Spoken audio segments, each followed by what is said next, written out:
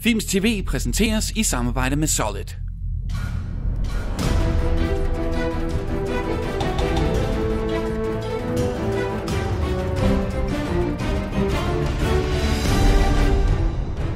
It's a good idea to make movies about things that you know about rather than things that you don't know anything about. Maybe that's one of the problems with filmmaking in general. I mean, people just take on the job, they don't know anything about the subject matter. Julian Schnabel er en af filmbranchens helt store filmmager. Samtidig er han også et af de største navne på den moderne kunstscene. Tilbage i 1980'erne var Schnabel en af neoekspressionismens mest markante bannerfører. En ombejlet maler, der færdedes i de samme fine kredse som selveste Andy Warhol. Og det er først og fremmest Schnabels baggrund som kunstner, der er årsag til, at han for nylig gæstede vores lille land. For i Frederikssund kan man i øjeblikket og året ud se en kunstudstilling på Willumsens Museum, der blandt andet prydes af en række kunstværker af den snart 62-årige amerikaner. Men Schnabel har altså også lavet film, nærmere bestemt 5 af slagsen. Han debuterede i 1996 med den glimrende biografifilm Basquiat, som fortæller om den prominente amerikanske maler Jean-Michel Basquiat, som blev en kæmpe sensation i New York tilbage i 1980'erne, og som Schnabel desuden kendte personligt. Jeffrey Wright brillerer som den forpinte kunstner, der svælger i stress og stoffer. Og Schnabel fik en mindst lige så dygtig skuespiller til at spille hovedrollen i sin næste film, Before Night Falls, nemlig den dengang relativt ukendte Javier Bardem. I filmen spiller Bardem den kubanske forfatter Reynaldo Arenas, som kæmpede en brav kamp for at få trykt sin poesi og sine bøger under Castros brutale og kunstsky diktatur. Med Schnabels fortid in mente kommer det ikke som den store overraskelse, at filmen er visuelt uforlignelig, men nøjagtigt ligesom Basquiat fortaber filmen sig aldrig i bedårende billeder. Vi kommer helt ind under huden på karaktererne, som bliver skildret nøgternt og med stor omhu og respekt. Schnabels næste film, Dykkerklokken og sommerfuglen fra 2007, er hans foreløbige hovedværk. Et fuldblods mesterværk om en fransk modebladsredaktør, Jean-Dominique Bobby, der vågner op efter en hjerneblødning og udelukkende kan bevæge sit ene øjenlåg. Bobby lærer at kommunikere ved at blinke, og sammen med en fransk forfatterinde får han således fortalt sin unikke livshistorie, mens hans krop langsomt visner indeni. Det lyder måske som en umiddelbart deprimerende affære, men det er en ofte forbavsende morsom film, der inspirerer og bevæger med sin autentiske fortælling om en mand, som bevarer troen på både livet og kærligheden i kølvandet på et forfærdeligt slagtilfælde. Den paralyserede Bobbys tanker bliver skildret gennem indre monologer og smagfulde drømmesekvenser, og således bryder Schnabel igennem Bobbys lammede facade og giver os et unikt indblik i menneskets viljestyrke og fantastiske forløsende fantasi. Samme år lavede Schnabel koncertfilmen Berlin sammen med sangeren Lou Reed, og instruktørens seneste opus, Miral, udkom i 2010 og gransker den mangeårige konflikt mellem palæstinenserne og israelerne. Miral er flot og velspillet, men også en anelse banal og rodet, men det er vel at mærke Schnabels eneste mindre mindeværdige film. Samtidig er det den eneste af Schnabels film, som ikke fokuserer på andre kunstnere. Og det er egentlig et ganske påfaldende fællestræk i Schnabels film, at de alle handler om folk, der bruger fantasien som deres primære arbejdsredskab, uanset om der så er tale om en neoekspressionistisk maler, en forfatter, en bladredaktør eller en musiker. Og det er et sammenfald, som vi lagde ud med at diskutere med Schnabel, da vi for nylig mødte ham i Cinemateket i København. I guess all the movies that I made because they had something to do with being an artist. In the first case, I guess I made the movie about Jean-Michel because it was more of a rescue mission. Somebody was going to make a movie about him, but he didn't really know anything about the topic, so a tourist was going to make a movie about our lives. He was interviewing me, and I decided that I would just take it on and do it myself. I didn't know, I was always a movie fan, but I didn't know that I would, if I would be able to be a good movie director. I just felt compelled to do it, so I did it. But was it a smooth transition for you? Because I guess when you do paintings, it's pretty much a solitary creative process. But when you do movies, there's so many more people involved. I mean, sound designers, actors, camera people. You're in control as a director, but like contrary to when you paint, you've got plenty of people there, maybe with their own ideas also on how it should look. I knew what I wanted the movie to sound like, look like, and I guess I just had to figure out how to do it, which I did on the job training. And I guess all the movies that I made have been about artists, except for Miral. but every other movie I made was really about somebody's credo and their belief that art was worth making, or art was a way to transcend the ordinariness of life. I mean, in, say, Jean-Dominique Bauby's case, he was stuck inside of his body, and the way that he was able to escape was through his imagination and through the talent that he had as a writer. And what he was able to do was share his new body, which was this mental space, with other people and actually help people that have been in stroke centers and in hospitals. Doctors and nurses made people feel like they could actually break through this membrane of silence that is so terrifying. And one thing I didn't know when I started making that movie was, two things I didn't know. One was that he actually found something positive in the experience of that, and it wasn't just all horror. They actually became something else that was impossible to be without having that happen to him. And I think he probably would have taken that ride if he had to make the choice, which is so hard to comprehend. The other thing is that I thought I was making a movie about a paralyzed guy, but I was really making a movie about women, and a man's need for all of these different kinds of women. And the notion of making a film about a guy that can't move or speak creates different opportunities to invent ways of telling a story that you wouldn't have access to if you weren't accepting to make a movie about something that seems so impossible. So that was a great privilege. One thing I've noticed about your work is that your aesthetic is very subjective, meaning that you really work with your pictures and your sound design to get us into the mindset of the character and to reflect exactly how they feel. Like, there's that scene in Basquiat where suddenly time stops for everyone else except him, so that you really feel how disconnected he is from his reality. And of course, there's the whole use of point of view in The Diving Bell and The Butterfly, where we see the world directly through the eye of Jean-Dominique Bauby, and where the soundscape also really helps to put us in his place. Is that the goal of your aesthetic? Is that how you work? Yeah, I think that's pretty accurate. I think also if you watch Before Night Falls, when he goes into the nightclub and he sees his friend kiss the girl while they're doing the mambo, but the music to the mambo is not playing, but you're hearing this viola music that Laurie Anderson's playing, I think that you definitely get this sense of the interior feelings of the character.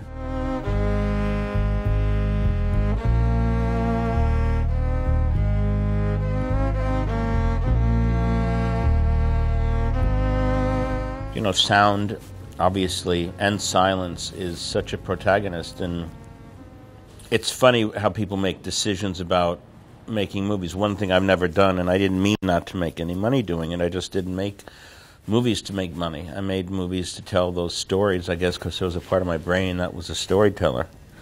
So I never made a decision, this will kind of sell more tickets, you know. I just kind of stumbled upon what had meaning for me. And I think probably all of the ways that I actually got roped into making these movies were things that I couldn't stop. It's not like I just accepted a job to do something or needed a job. It was more like my friend Fred Hughes, who worked for Andy Warhol, he had MS and he was locked in his body in the middle of his living room, and I used to go and read to him. So his nurse, Darren McCormick, gave me this book, The Diving Bell and the Butterfly. And I remember reading it and telling somebody I was going to make a movie about this. And I think my producer, John Killick, who worked with me, and my ex-wife, and they said, "Boy, this seems awfully depressing." I said, it's really funny. It could be really, really funny. And they said, "Funny? You're nuts. You know, it doesn't, we don't see the humor in it." On va prévenir votre entourage que vous avez le téléphone. Ils prendront rendez-vous pour vous parler. On s'assurera qu'il y a quelqu'un avec vous. E-S-A-R-I-N-T-U-L-O-M. E-S-A-R-I-N. Excusez-moi, il ne faut pas parler? Ne faites pas comme s'il n'était pas là. Posez-lui la question. Excusez-moi, madame. Oui? À quoi lui sert le téléphone s'il ne peut pas parler? Peut-être qu'il passe des coups de fil anonymes. Vous êtes humoriste?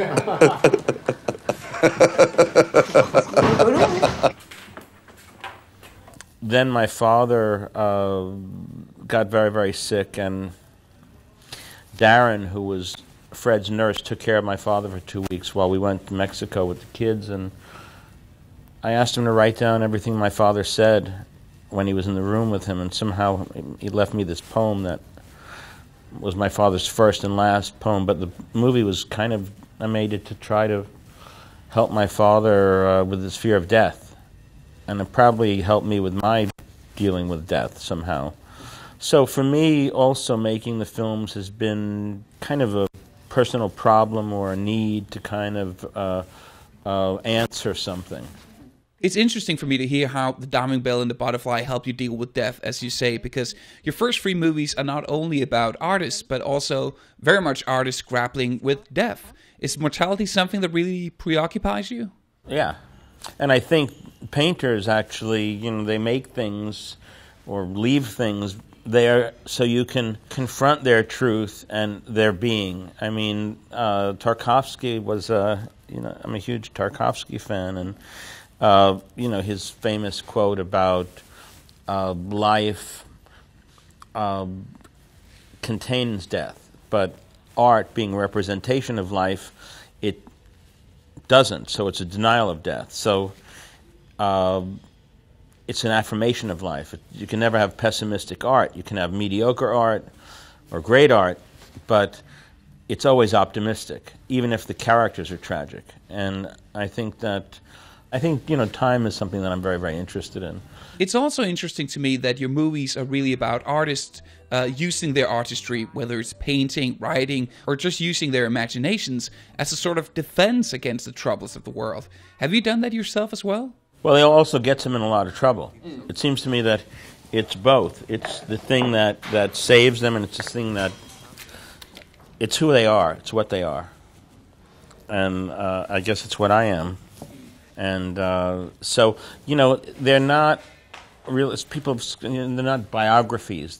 They're more like portraits, and whether something is a self-portrait or something is a portrait of someone else, it's more like that. And somebody once asked me when I painted Andy Warhol's portrait, was it much like when I directed Javier Bardem in Before Night Falls? Or, you have a responsibility to the person that you're painting or the actor that's working with you, not to let them slip through the cracks, and you have to respect their dignity and honor it somehow. And so, there's a real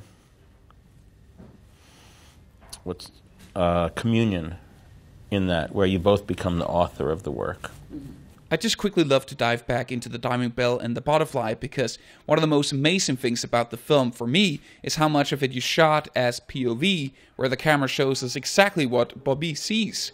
And normally POV is such a dangerous tool, because you can so easily remind the audience that they're sitting there in a movie theater and watching a film, because the actors are staring directly at them. So how did you approach the use of POV? Well, if you think about looking at paintings, there's not somebody standing in front of you when you're looking at the painting. You're looking at the painting, and it is in the first person, and there's something about that. And I love the idea that all the actors had to talk to the camera. Usually, actors will say it's like a dance, like when Christopher Walken and Dennis Hopper were in True Romance, that great scene with them. There's kind of dancing together in a way, and one informs the other one. But when there's no one else there to inform your performance, it's just you, it kind of really breaks everything down to where it's just whatever's in you that you're sending out there into the camera or into the audience. And I think that convention for me was something that was, it's not like I was the first person that ever did that, but it was maybe one of the best times that it was used, and for the longest time, and it had a syntax, a filmic syntax.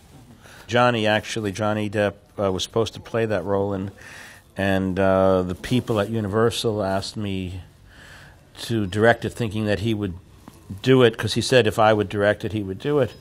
And then he got hung up being a pirate, and I didn't put pressure on him to do the because we were friends, and Matthew Almeric was great for that role, and I saw the film very differently than Ron Harwood, who was the writer, and so I kind of changed the meaning, or made it more to what I thought the book meant, what I thought Jean Doe's story was. It wasn't about if he could find out what happened when the accident happened. If he knew what happened then, it would clarify something, like it was some thriller. It was more that if it's about him writing this story, it's about him transferring this information and his body becoming a book. And that was his body. And that book other people could partake of also. And the voice, it was his translator's voice that says, "And then I slept into a coma." And, you hear her continue. And he says, "Is it a book?" And she says, I think so. And so it was more about the process of that, which is the process of making art, which is what you asked me in the beginning. And in Ronaldo's case, also, the fact is that he suffered all of these different injustices, and his body died, but somehow he kept his credo, and he was able to be some kind of a bandera, a flag for homosexual freedom and for freedom with a capital F. And he had this great sense of humor, and so it's fantastic to work with somebody like Javier Bardem or Johnny Depp or Matthew Almeric, so many wonderful people have worked with me that, Benicio del Toro, people that just give you something. There's a magic spark that they have, something that you don't have. And you can, if I was just a painter and I'd say, yeah, I like your work in that movie, it wouldn't really mean that much other than I was another fan. But being a movie director, I get to tell them what to do, ask them to do something, suggest something, and together we can actually make something that didn't exist before. And that is something that I guess I really liked doing. Husk som sagt, at du i øjeblikket kan se flere af Schnabels kunstværker på J.F. Willumsens Museum i Frederikssund. En anden grund til, at Schnabel troppede op i København, var, at Scanbox netop har udgivet en boks med alle Schnabels 5 film på DVD. Den flotte, eksklusive boks indeholder også en flot bog, spækket med fascinerende billeder og interessante artikler om Schnabel og hans værker.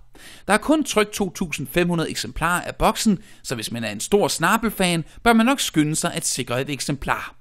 Du kan læse vores anmeldelse af boksen og alt dens indhold inde på Films. Det var alt for denne gang på Films TV, men vi er meget snart tilbage igen. Vi er netop nu ved at arrangere et interview med filmmusikkomponisten Paul Cantelon, som komponerede den mageløse musik til Schnabels Dykkerklokken og Sommerfuglen. Så husk at holde godt øje med Filmsforsiden i den kommende tid. På gensyn. Husk, at du kan finde alle vores tidligere Films TV-udsendelser på Films under Films TV-fanebladet, og også på videovideo.dk, i iTunes og via vores gratis video-app.